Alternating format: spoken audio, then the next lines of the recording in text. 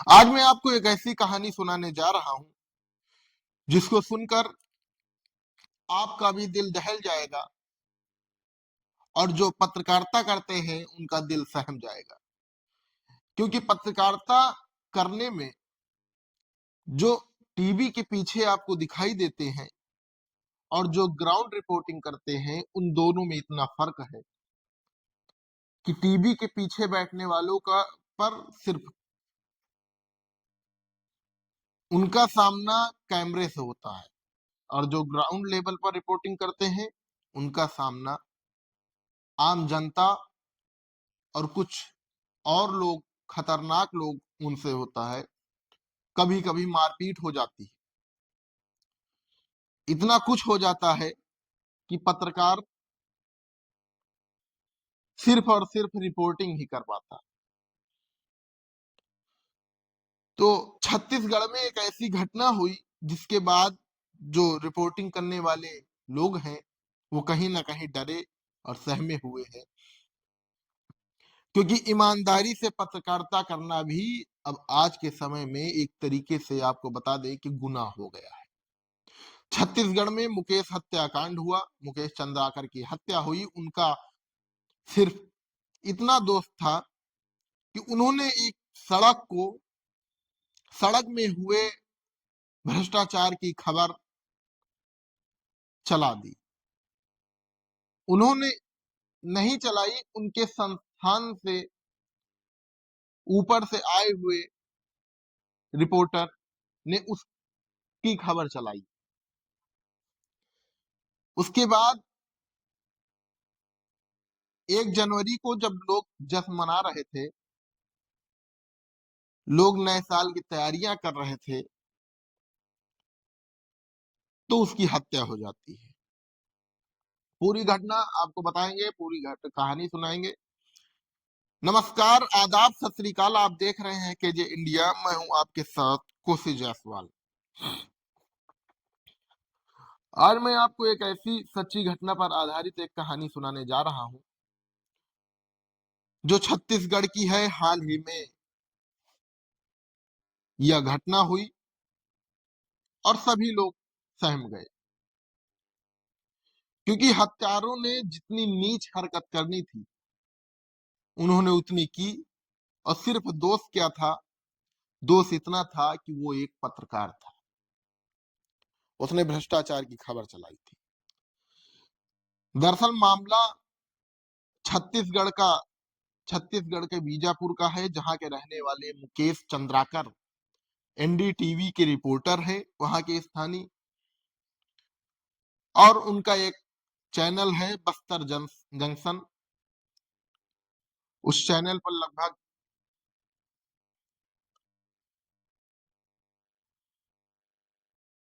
165 या 170 के 1.5 लाख 2 लाख के आसपास सब्सक्राइबर हैं उनके।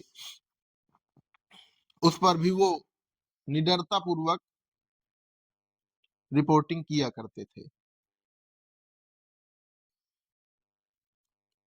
ये खेल शुरू होता है 24 जनवरी से।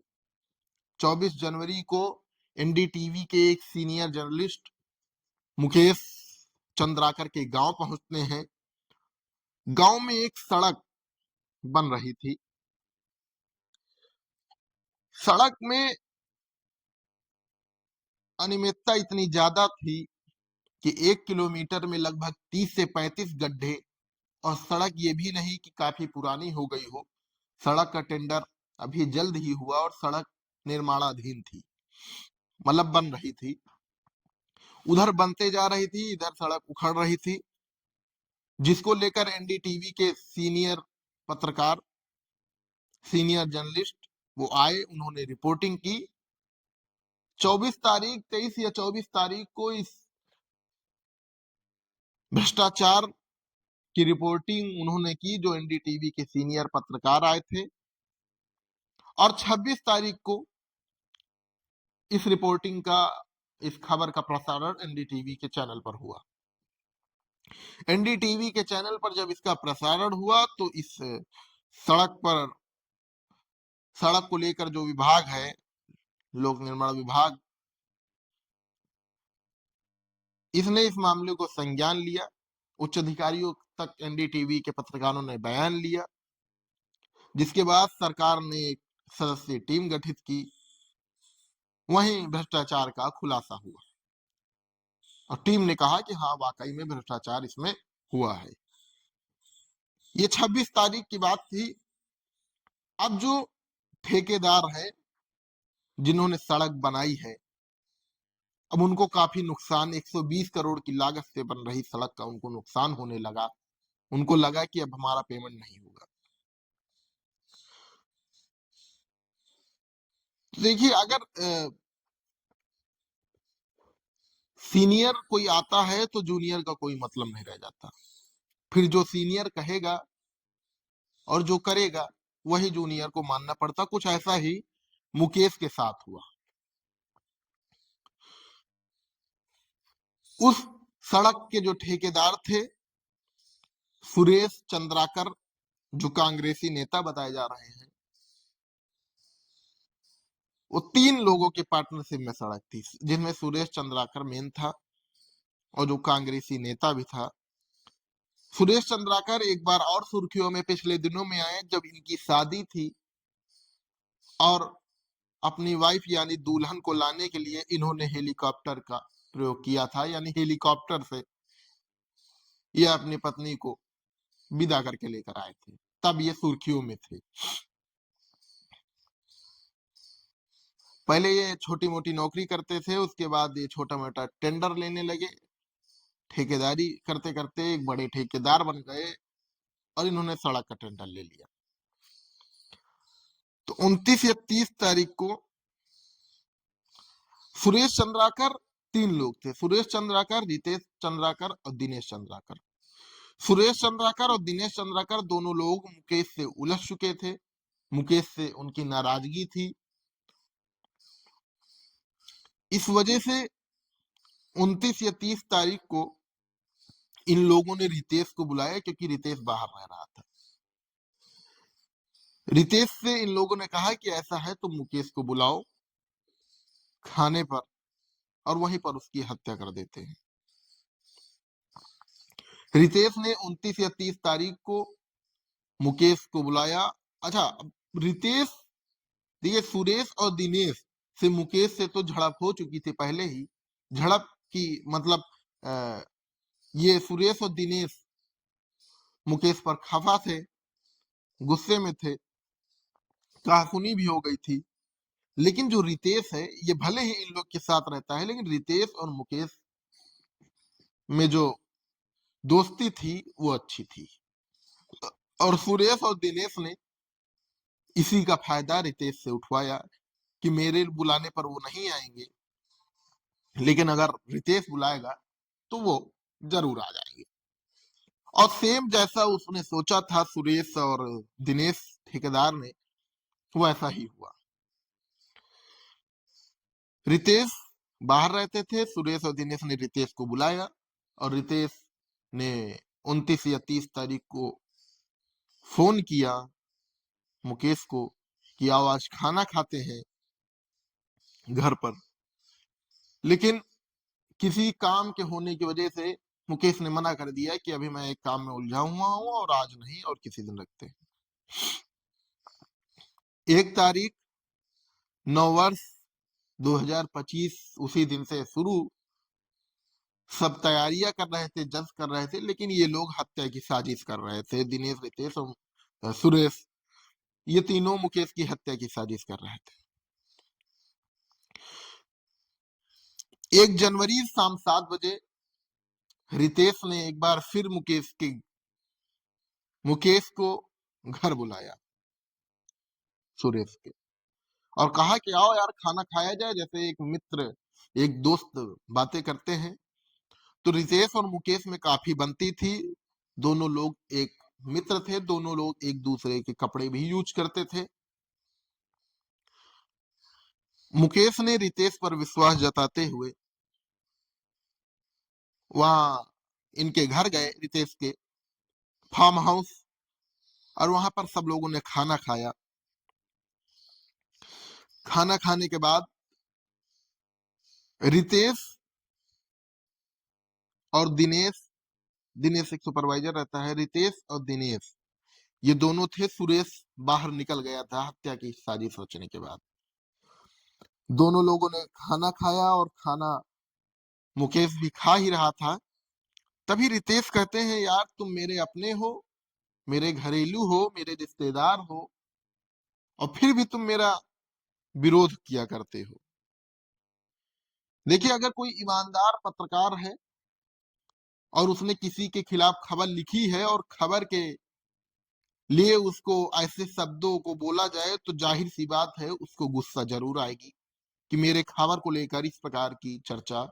क्योंकि उसको फिर रिश्तेदारी और आपस के लोग नहीं दिखते हैं। अगर वो ईमानदार पत्रकार है तो उसको सिर्फ और सिर्फ खबर दिखती है कि आपके अंदर और आप भ्रष्टाचार कर रहे हैं, तो क्यों कर रहे हैं, बस यही सब उसको दिखता है। तो इतना रितेश कहते हैं, उतने में दोनों में बहस होने लगती है। फिर दिनेश और रितेश ने मिलकर मुकेश को मारा पीटा। जब वो ज्यादा गंभीर रूप से घायल हो गया तो उसकी गला घोट कर हत्या कर दी। और 1 घंटा आधे घंटे तक ये लोग इंतजार करते रहे कि कहीं ये जिंदा तो नहीं है। आधे घंटे तक उन लोगों ने देखा और इन लोगों ने सरिया और कुल्हाड़ी से उसके सिर पर वार किया, माथे पर, और शरीर गर्दन की हड्डी तोड़ी। कई पूरे शरीर में अंदरूनी चोटें उसको पहुंची। उसको काटा भी नहीं और पूरी शरीर की हड्डियां तोड़ दी उन्होंने। अब आधे घंटे तक इन लोगों ने इंतजार किया कि कहीं ये जिंदा तो नहीं, लेकिन जब एकदम पुष्टि हो गई कि हाँ ये मर चुका है, तो उसको सेप्टिक टैंक में डाल दिया। उसके बाद सुरेश चंद्राकर आते हैं और सेप्टिक टैंक के ऊपर से सीमेंटेड कंक्रीट की चुनाई करवा देते हैं। चुनाई इसलिए करवाते हैं कि अंदर से जो महक है वो बाहर ना निकले, जो गंध है शव का वो बाहर ना निकले, जिससे लोगों को पता नहीं चलेगा। उसके बाद मुकेश चंद्राकर के घर में जब 1 घंटा 2 घंटा 3 घंटा 4 घंटा 5 घंटा 6 घंटा हो गया, तो मुकेश चंद्राकर के अब घर वालों ने उनको ढूंढना शुरू किया। आसपास रिश्तेदारों में पता किया तो वो नहीं मिले। उसके बाद पुलिस के पास पहुंचते हैं परिजन और एक गुमशुदगी लिखाते हैं।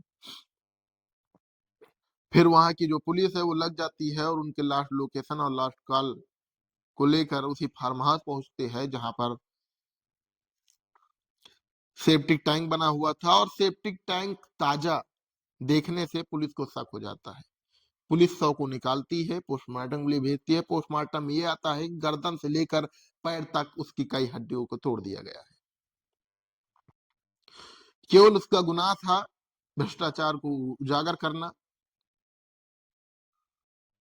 अब भ्रष्टाचार को उजागर करने की सजा उसे ये मिली कि उसको अपने जीवन से हाथ धोना पड़ा।